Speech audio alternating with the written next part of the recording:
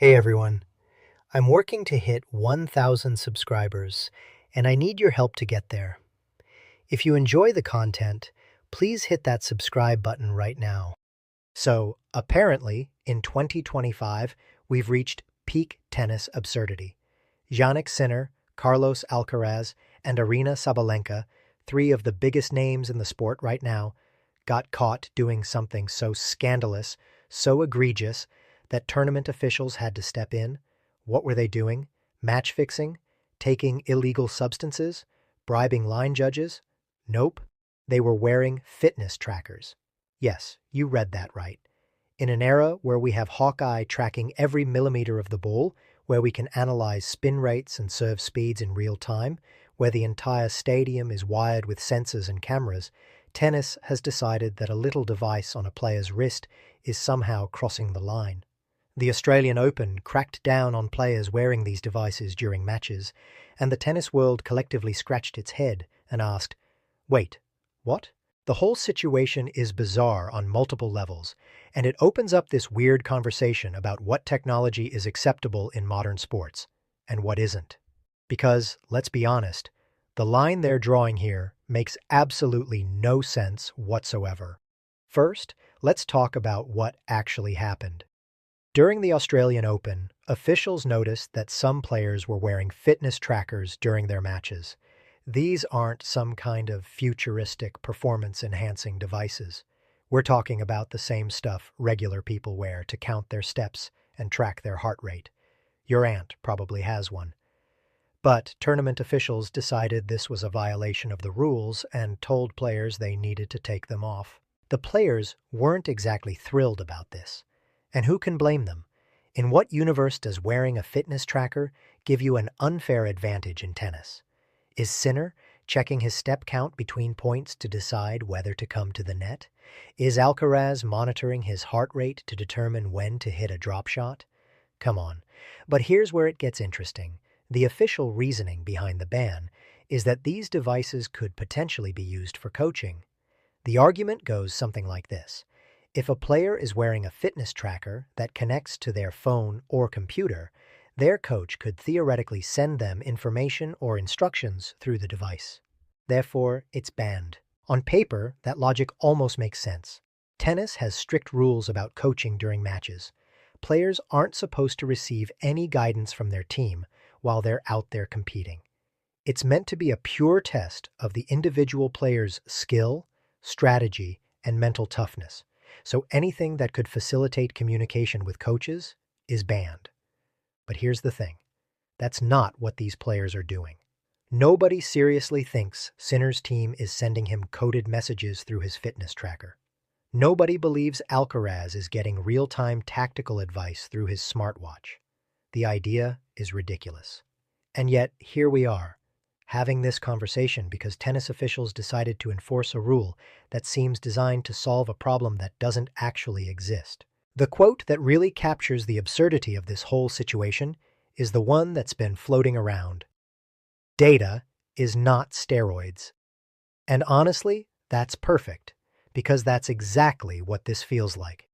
Tennis treating data and information as if it's some kind of performance-enhancing drug, as if knowing your heart rate is the same as taking banned substances.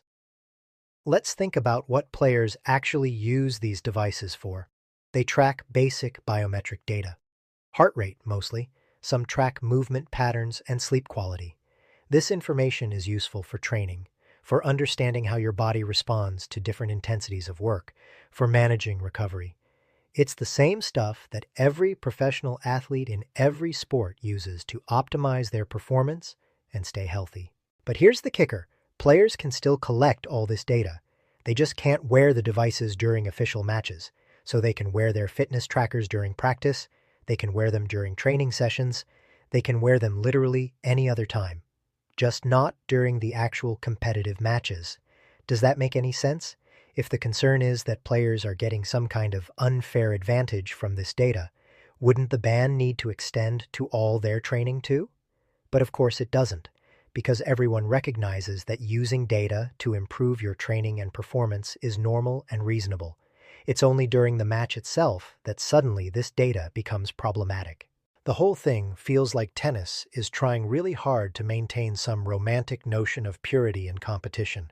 Like there's this ideal of the lone warrior out there on the court, relying solely on their physical gifts and mental strength, untainted by technology or outside information. It's a nice idea, I guess, but it's also completely divorced from reality. Because here's what's funny. Tennis is already absolutely drowning in technology and data. The entire sport has been revolutionized by it. Hawkeye changed the game completely. Now we have shot tracking, speed guns, all kinds of analytics that get displayed for fans and broadcasters. Players and coaches have access to mountains of data about their opponents. They study tendencies, patterns, weaknesses. They use video analysis to break down every aspect of their game and their rivals' games. So, we're okay with all of that. We're okay with players having access to detailed statistical breakdowns of every opponent they face. We're okay with coaches analyzing video footage of every match and training session. We're okay with the entire sport being quantified and analyzed to death. But a fitness tracker on a player's wrist during a match? That's where we draw the line. The inconsistency is maddening. If tennis really wanted to maintain some kind of tech-free purity in matches, they'd need to roll back a lot more than just fitness trackers, but nobody wants to do that because we all recognize that technology has made the sport better in a lot of ways. It's made it more fair, thanks to replay systems like Hawkeye, more transparent, more accessible to fans. But this fitness tracker ban suggests that tennis officials are drawing these arbitrary lines about what technology is acceptable and what isn't, and the criteria for those decisions seems to be mostly just vibes. Does it feel like cheating? Then it's banned. Never mind whether it actually provides any competitive advantage. Let's talk about the coaching angle more specifically, because that's really the core of the concern here. Tennis has this rule against coaching during matches, which has always been somewhat controversial. Other sports have coaching throughout the competition. Basketball has timeouts. Football has coaches calling plays. But tennis has traditionally said no, the player is out there alone. Except that's not really true anymore either. We've seen coaching rules relaxed in recent years. Some tournaments now allow limited coaching. The WTA has experimented with allowing coaches to communicate with players during certain moments. So even the sacred rule against coaching isn't as absolute as it used to be. And here's the reality. Players are getting information from their boxes all the time anyway. Hand signals, body language, the way someone sits or stands. There are a million ways for a coach to communicate with their player without saying a word. Everyone knows this happens. Officials know it happens.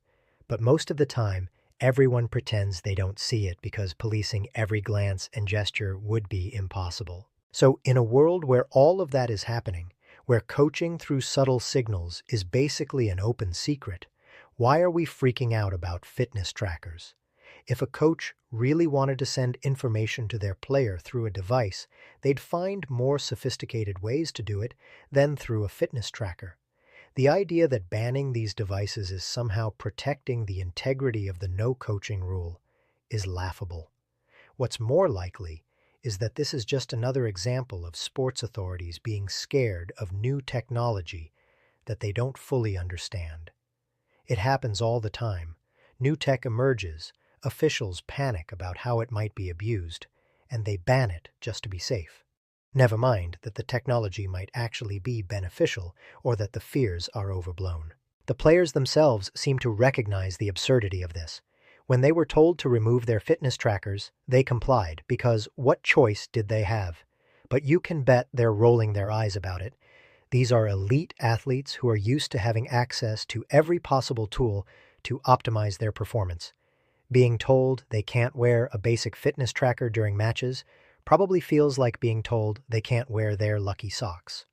And let's talk about the fans for a second, because this is happening at the Australian Open, one of the biggest tennis tournaments in the world, with millions of people watching. And what are fans seeing? They're seeing the best players in the world being told they can't wear the same devices that casual weekend warriors use for their morning jogs. It makes the sport look backwards. It makes tennis look like it's stuck in the past while the rest of the world moves forward. Imagine if other sports did this. Imagine if the NBA suddenly banned players from wearing any kind of wearable technology during games. Or if the NFL decided that tracking devices and player pads were unfair. It would be ridiculous. But somehow, in tennis, this is considered reasonable. The timing is particularly ironic, too. Tennis has been trying really hard to appeal to younger audiences, to modernize its image, to stay relevant in an era where there's more competition than ever for people's attention. And then they turn around and ban fitness trackers, devices that are ubiquitous among the exact demographic they're trying to reach. Young people who are into fitness and health are definitely wearing smartwatches and fitness trackers. Telling them that these devices are somehow problematic in tennis just makes the sport seem out of touch. There's also a practical element to this that nobody seems to be talking about. These fitness trackers aren't just toys or gadgets. For elite athletes, they're tools for managing health and preventing injury. Heart rate monitoring can help players understand when they're pushing too hard and risking health issues. Movement tracking can identify patterns that might lead to injuries. By banning these devices during matches, tennis is potentially putting players at greater risk. Sure, they can still use them in training, but matches are different. That's when the intensity is highest, when the pressure is greatest, when bodies are pushed to their limits. That's actually when this kind of monitoring might be most valuable. What if a player is developing a serious health issue during a match, and their fitness tracker could alert them to it? What if monitoring could prevent a cardiac event or catch early warning signs of serious problems? By banning these devices, tennis is prioritizing some abstract notion of competitive purity over player safety. That seems backwards. The response from the tennis community has been pretty mixed. Some traditionalists think the ban makes sense, that we need to preserve the purity of competition, that allowing fitness trackers is a slippery slope. But a lot of players, coaches, and fans think it's ridiculous. They see it as tennis being needlessly restrictive and behind the times. What's funny is that this debate is happening while tennis continues to embrace other forms of technology. We're getting more and more data displayed for fans during broadcasts. We're seeing innovations in court surfaces and equipment. The sport is evolving in lots of ways. But fitness trackers? That's where we pump the brakes? The reality is that professional tennis players are already operating with so much data and information that banning fitness trackers during matches is like bailing water out of a boat with a teaspoon while ignoring the giant hole in the hull. The data is there. The technology exists. Players are using it everywhere except during official matches. All this ban does is create this artificial distinction that doesn't actually accomplish anything meaningful. And let's be real about what data is not steroids means. Data doesn't make you faster or stronger. It doesn't enhance your physical capabilities. It just gives you information. And in most contexts, we think information is good. We want athletes to be informed. We want them to understand their bodies and their performance.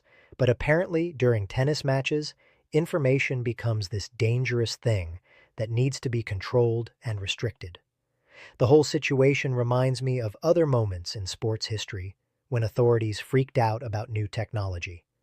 When aluminum bats were introduced in baseball, people lost their minds.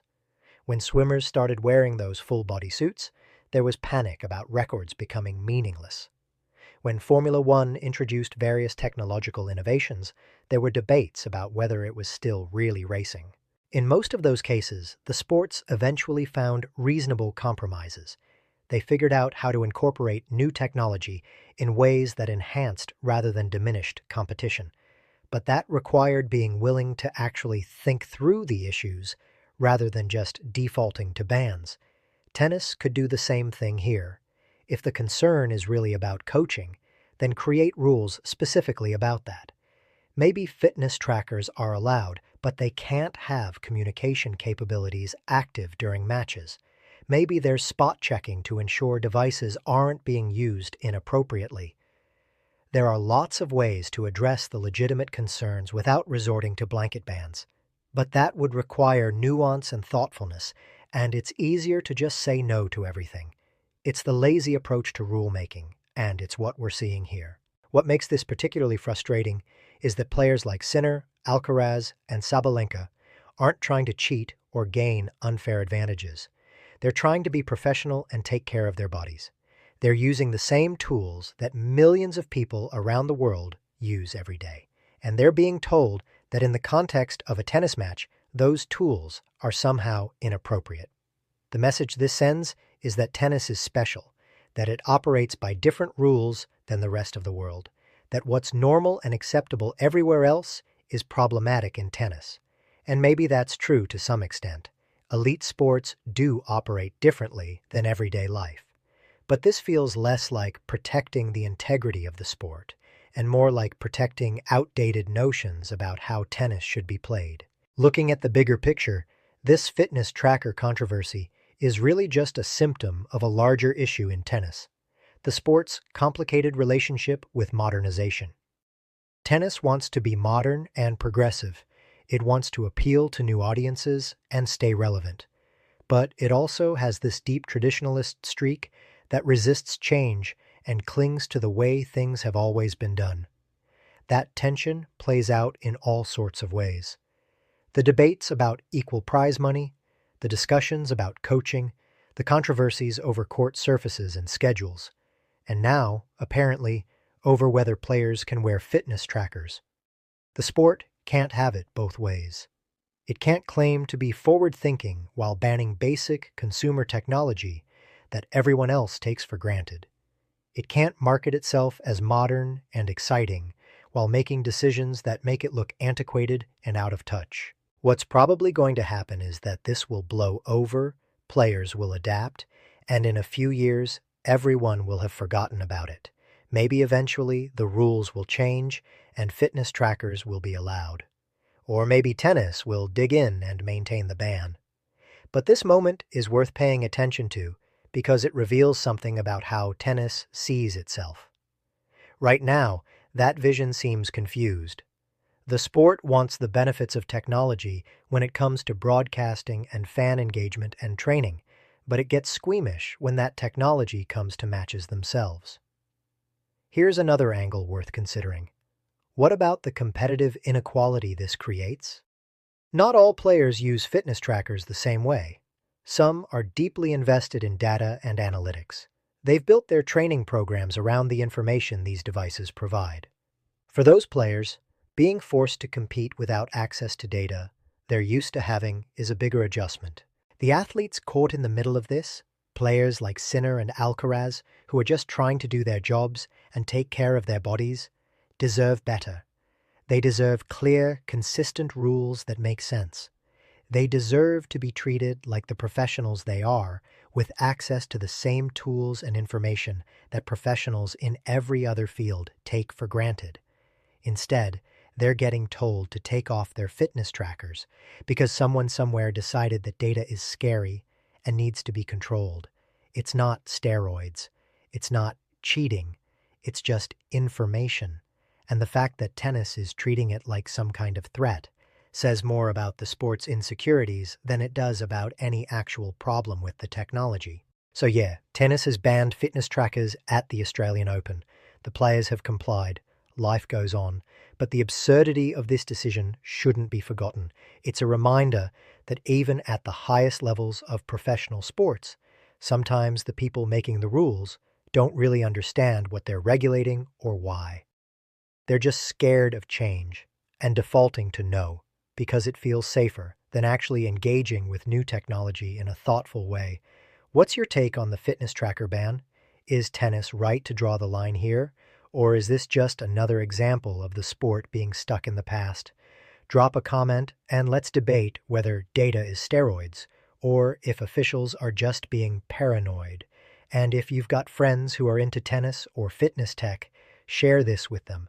They'll have opinions.